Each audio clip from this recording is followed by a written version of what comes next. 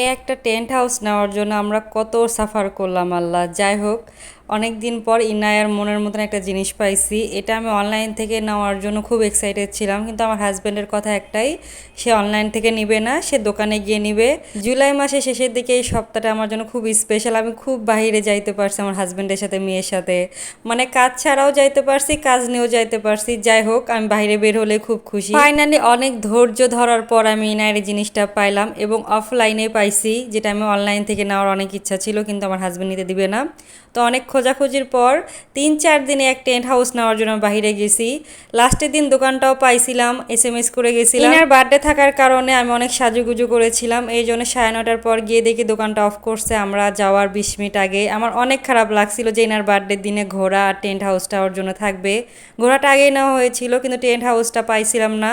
তো ইচ্ছা ছিল বার্থডের দিন ওকে অন্তত দিব, তাও হয়নি। আসলে সবুরে মাওয়া ফল একটা কথা আছে। এই দোকানটার আমি অনলাইনে অনেক রিভিউ দেখেছি, অনেক ভালো। আর এই দোলনাটা আমার নেওয়ার খুব ইচ্ছা আছে। দাম শুনলাম 16,000 টাকা। কখনো টাকা হলে এটা আমি নিবই, আমার হাজব্যান্ডকে বলতেছিলাম। তো আমার হাজব্যান্ড বলতেছে বাসায় তো জায়গায় না, কই রাখবা। ওকে শুধু বললাম তুমি নিয়েই দাও, জায়গা এমনি আমি বের করব ঘরের ভিতরে। যাই হোক, আমার মেয়ের টেন্ট হাউসটা আমি নিলাম আর তাকে বসায় দিছি। আর দোকানের ভাইয়াটা অনেক ভালো ছিল, মিশুক।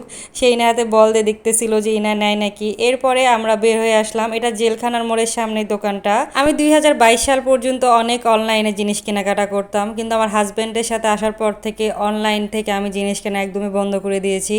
আমার হাজব্যান্ডের কথা হলো যে তুমি অফলাইনেই কেনো, আমি সামনাসামনি জিনিস দেখবো, টাচ করব, ভালো কি খারাপ হবে নাকি সব কিছু যাচাই করতে পারবো। আর মেন কথা হলো আমি দামাদামি করতে পারবো। তো কালেক্টর মার্কেটে গেলাম, ওখানে গিয়ে আমার মেয়ের একটা জামা নিয়েছিলাম। ওই জামাটা ছোট হয়, সেটা চেঞ্জ করলাম। ভাইয়াটা অনেক মিশুক, আমি ভাবছিলাম যে এতদিন পর হয়তো গেলে দিবে না, তো দিয়েছে। আমার মেয়ে রাস্তার ভিতরে ঘুম আসছিল, তো এরপরে মাউস ক্যাব আমাদের বাসার সামনেই ছিল, সেখানে ঢুকে গেলাম। তো এখানে আমরা অর্ডার দিয়েছিলাম চিকেন চাউমিন এবং চিকেন চিজ পাস্তা। তো এটাই আমরা খেয়েছি। মেয়ে তো ঘুম, তো আমরা খুব হাসাহাসি করতেছিলাম, কারণ ইনায়া বাইরে গেলে একদমই ঘুমায় না। ও খুব এনজয় করে, চারদিকে সব কিছু এক্সপ্লোর করে। আর রেস্টুরেন্টে গেলে তো আরও ঘুমায় না, প্রচুর খেলাধুলা করে।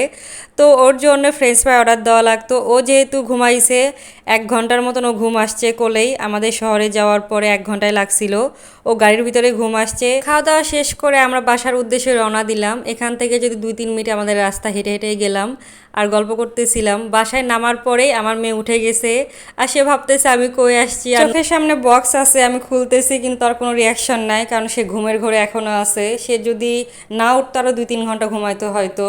তার জামাটাও চেঞ্জ করছে, এই জামাটা খুব ভালো লাগছিল আমার কাছে, বা ছোটো হওয়ার কারণে তাকে পরাইতে পারিনি, আজকে চেঞ্জ করে নিয়ে আসলাম। তো এই টেন্ট হাউসটা তার মামার পক্ষ থেকে এনার জন্য গিফট ছিল, সে 500 টাকা এনার জন্য পাঠাইছিল, আর সাথে আর 300 টাকা লাগছে, সেটা আমরা অ্যাড করে দিয়েছি, কারণ সেই স্টুডেন্ট মানুষ, যেটা দিচ্ছে এটাই অনেক। কারণ আমি প্রত্যেকবারে আমার ভাইয়ের থেকে কিছু না কিছু মারি বাসায় গেলে, সে আমার পেছনে অনেক টাকা খরচ করে। যাই হোক, মেয়ের জন্য এটা সাজাই দিছি, সে তো অনেক এনজয় করতেছে। সে হয়তো মনে মনে বলতেছে থ্যাংক ইউ মামা। খোদা হাফেজ, টাটা, বাই বাই।